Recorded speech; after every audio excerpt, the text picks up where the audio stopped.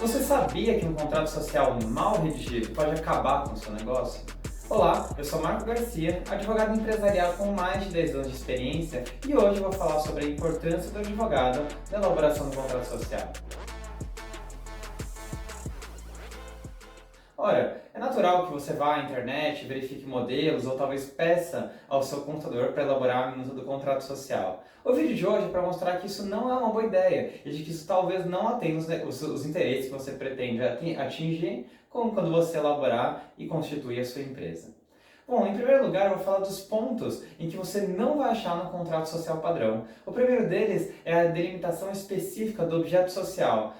O objeto social é uma parte muito importante do contrato. Muitas vezes ele aparece somente como um KNAI, uma descrição muito generalizada das atividades da empresa, mas ele é bastante útil e se for bem retido, o contrato social não vai até constar o KNAI, ele vai constar de forma pormenorizada e minuciosa aquelas atividades que a empresa pretende agora no momento executar e as que no futuro, talvez muito próximo, ela comece a fazer. O segundo ponto é uma descrição mais pormenorizada da função dos sócios. É comum no contrato social padrão, naquele modelo que você encontra na internet, que os sócios tenham poderes iguais e funções indistintas e não estabeleça qualquer forma de atribuição de responsabilidade para os sócios. Isso, no dia a dia da empresa, pode acarretar uma dificuldade no estabelecimento das funções e tarefas, fazendo com que os sócios, entre aspas, não saibam exatamente qual que é a função deles na empresa. E isso pode, lá na frente, acarretar um conflito de sócios, onde um sócio entende que ele trabalhou mais do que o outro, ou que determinado sócio tomou uma postura que não era antecipada, ou que não deveria ter feito, sem ter comunicado com outros sócios. O terceiro ponto de atenção, e que não costuma aparecer nos contratos padrão, é a pormenorização das reuniões entre sócios e assuntos a serem discutidos. Olha, as sociedades, sobretudo as limitadas, são sociedades de pessoas. É preciso regular a atuação dessas pessoas quando prestam serviços à sociedade, na qualidade de sócios.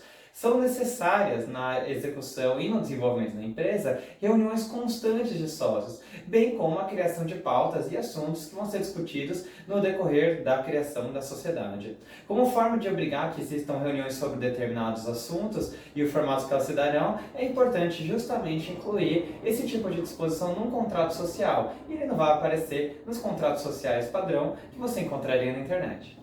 Um quarto ponto de muito interesse para a regulação no contrato social é a remuneração dos sócios. É comum nós vermos contratos sociais onde há apenas a cláusula em que os sócios recolherão pro labore, sem citar como será feita a divisão, por exemplo, de dividendos. O primeiro ponto é que os dividendos não precisam ser mensais, bimestrais ou trimestrais, ou até anuais. Eles podem ser, de outra forma, convencionados pelas partes para atingir o interesse delas. Um segundo ponto é que poderá ocorrer aquele procedimento de reunião de sócios para a discussão do que fazer com os dividendos. Se eles serão integralmente pagos aos sócios ou se porventura serão reinvestidos naquela sociedade. Um terceiro ponto é que um sócio que tenha menos cotas, ele possa ganhar mais do que o outro se for autorizada a distribuição desigual. Agora, de outro lado, se não for, tem que seguir a regra do jogo e distribuir os dividendos de acordo com a participação societária de cada um na sociedade. Você já viu essa pormenorização em um contrato social padrão? Acredito que não. Um quinto ponto muito interessante é a regulação da exclusão extrajudicial de sócio, alternativa possível nas sociedades limitadas. Só é possível excluir um sócio que não está contribuindo para a sociedade ou que de alguma forma acarretou algum ato de inegável gravidade ou uma falta grave, se houver previsão no contrato social e usualmente também há previsão no acordo de sócios. Então, se o seu contrato padrão o seu modelo da internet não já prevê essa possibilidade, talvez você fique atado e você não consiga excluir um sócio que não está contribuindo com o desenvolvimento da sua atividade. Então é importante consultar um advogado quando fizer o seu contrato social. Um ponto também a ser tratado é sobre o pagamento do sócio que sai da sociedade. Essa é uma interface muito interessante entre direito e contabilidade. E aí a função do contador é muito interessante. De um lado, o advogado vai ditar as regras básicas. Então, se o sócio for excluído ou de outra forma decidir sair da sociedade, o advogado vai orientar como que é o procedimento de liquidação das suas cotas. Ao mesmo tempo, o contador vai analisar, isso deve ser feito com base no patrimônio líquido, isso deve ser feito com base em algum outro indicativo, e aí ambos atuam em conjuntos para fazer realmente um contrato social que faça sentido. E quando, se a situação situação, felizmente ou infelizmente, acontecer com a sociedade, você estará resguardado tanto do apoio jurídico quanto do apoio contábil para efetuar com o menor grau de problema possível a saída de um sócio da sua sociedade. Outro ponto que não consta dos contratos sociais padrão é a criação de reservas. Olha, gente, criar uma empresa não é fácil. É necessário criar reservas de contingência, por exemplo, para que a empresa não tenha um grande risco que um problema futuro, que seja significativo, impeça ou até interrompa definitivamente as atividades da sua empresa. É possível, mesmo na sociedade limitada, criar regras para a criação de reservas no contrato social. E eu duvido que você tenha encontrado isso em algum modelo padrão.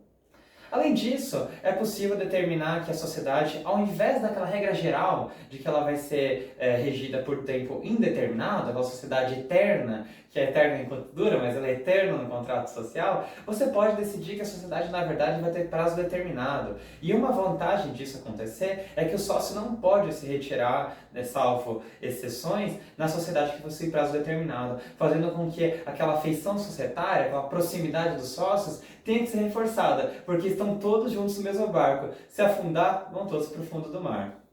Ainda, o contrato social bem feito, ele pode trazer novas formas de solução de impasse e solução de controvérsias. Ora, um contrato padrão, aquele que você vai encontrar na internet, ele vai colocar o foro da cidade, da sua cidade ou da capital do seu estado e jogar todo esse problema para o judiciário. Ocorre que o poder judiciário, mesmo nos lugares que tem vários especializados, não é o melhor lugar para discutir problemas entre sócios. O poder judiciário está atribulado, cheio de serviço. Ele não vai conseguir dar a atenção necessária para um problema de sócios, mas que esse problema na vida dos sócios é fundamental e acarreta significativas consequências econômicas. Uma alternativa, por exemplo, é a disciplina de querelas entre sócios sejam disciplinados por arbitragem, mas você não vai encontrar isso nos contratos padrão. Ora, a arbitragem, muito embora já esteja mais disseminado no Brasil, é assunto que só um advogado realmente lembra, porque o advogado ele se antecipa, ele pensa, gente, está tudo bem agora, a sociedade está muito bem constituída, mas e se? E se os sócios começarem a brigar? E se a sociedade não começar a dar lucro? E se vocês se desentenderem em relação às funções de cada um?